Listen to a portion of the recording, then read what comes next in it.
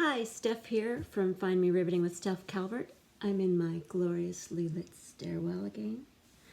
I'm going to show you the process behind a couple of earrings that I made. The process I'm going to show you is using 2 layers of metal. So it's a bi-colored metal. It's sterling silver and shibuichi, which is a Japanese alloy, which it has a much higher amount of copper in it than sterling silver does. Sterling silver is always 7.5% copper, 92.5% pure silver.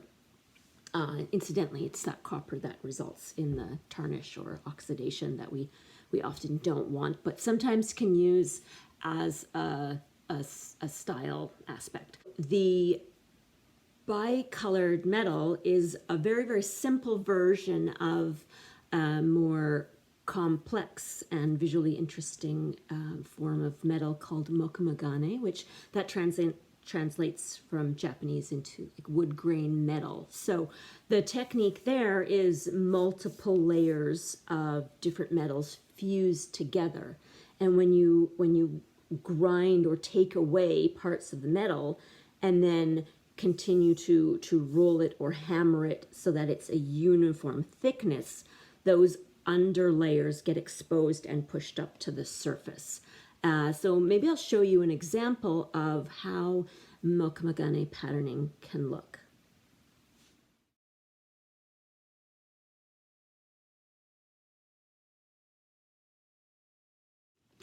So the same kind of process, but different patterning. And I'm going to show you how I did all that right now.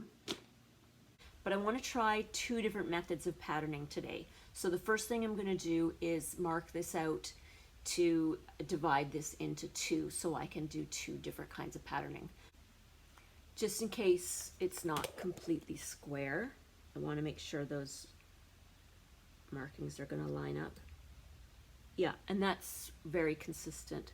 So I'm going to saw along that line.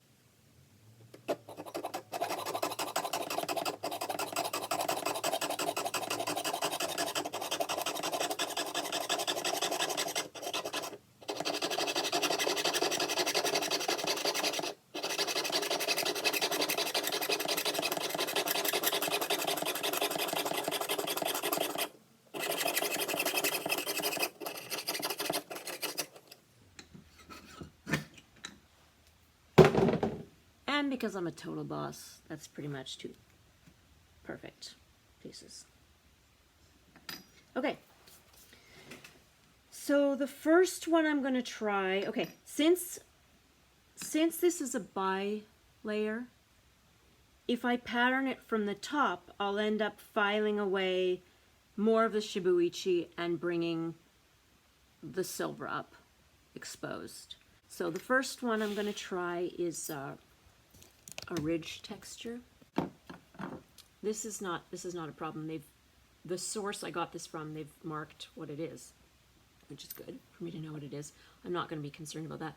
I'm going to do some fairly aggressive hammering here.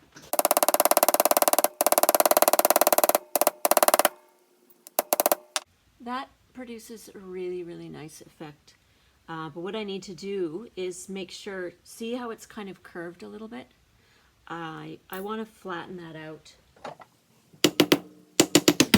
I just use my mallet, which is pressure without really texturing it.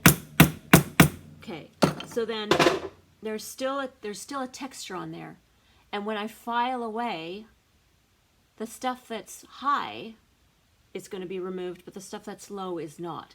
So let's have a look at what happens there when I do that.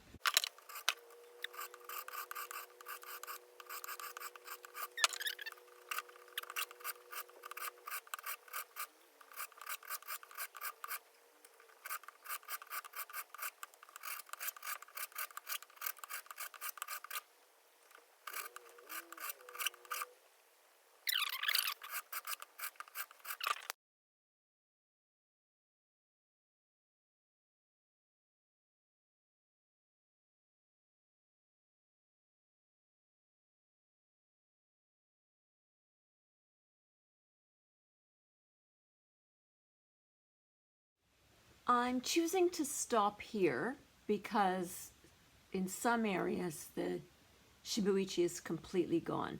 So I've gotten rid of most of the physical texturing. You can still see there's a few hammer marks, and that's been replaced with a more of a visual texturing. I still want to make sure that there's some of both metals visible. So at this point, I'm just going to remove all that gluey double-sided tape that I used to get a good grip on this. It's very important because of it not being completely flat. I think that gave me a bit of a disadvantage, or maybe, I don't know, maybe it's an advantage. I ended up with more silver exposed at the two ends, and maybe that'll be nice. I'm going to go back to my steel block here. And this time, instead of hammering the texture, I'm going to use my punch. This one has a fine tip, but I'm going to explore this other one that has a circle tip. I'm not really sure how this is going to turn out. This is an experiment. I'm going to do sort of a random pattern, and I'm thinking I know that there's a way to change the tension here, so I think I have it already on the heaviest tension, so I'm just going to go for it. And I'm going to do maybe, I don't know, 3 times in each spot.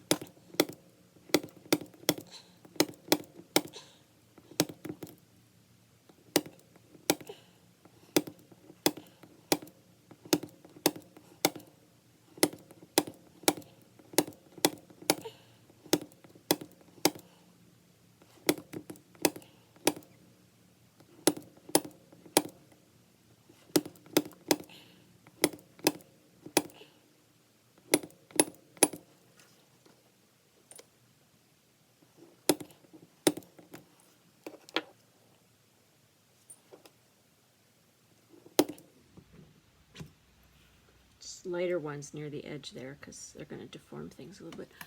Okay, so I really like that texture. I'm interested to see how that's going to translate to the makamagane. Now I want to make sure I don't have the same problem I had before where it's a little bit curved. So I'm going to run that through my rolling mill and see if I can get it to straighten out a little bit. So I think I've flattened that out nicely. That should help me in the next stage. Hopefully it hasn't destroyed too much of my texturing. I'm back trying to take off that top layer. I'll just put these tools away. Start with some filing again because I learned from last time I need to start out pretty aggressively.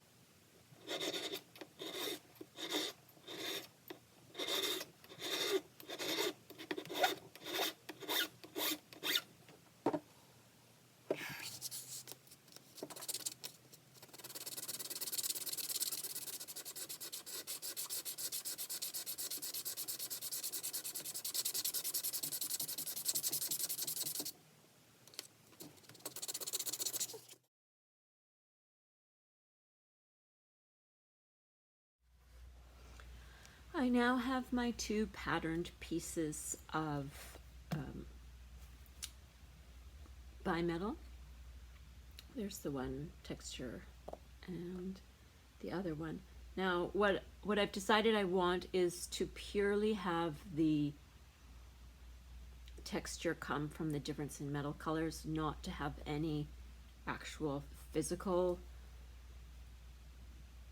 patterning. So I'm going to put these through my rolling mill just to make sure I have two completely flat pieces.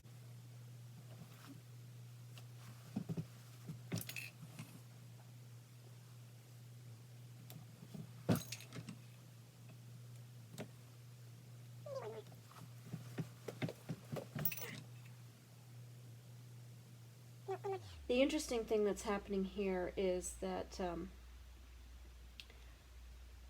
it's making my circles oval, which is fine. That's fine. have to take into consideration the distortion that happens.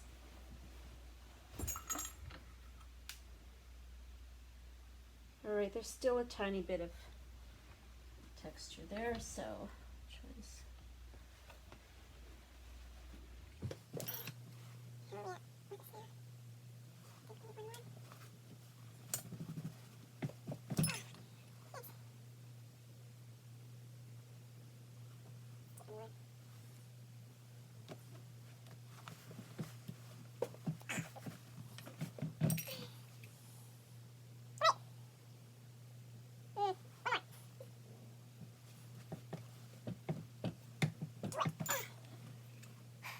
Okay, we're good.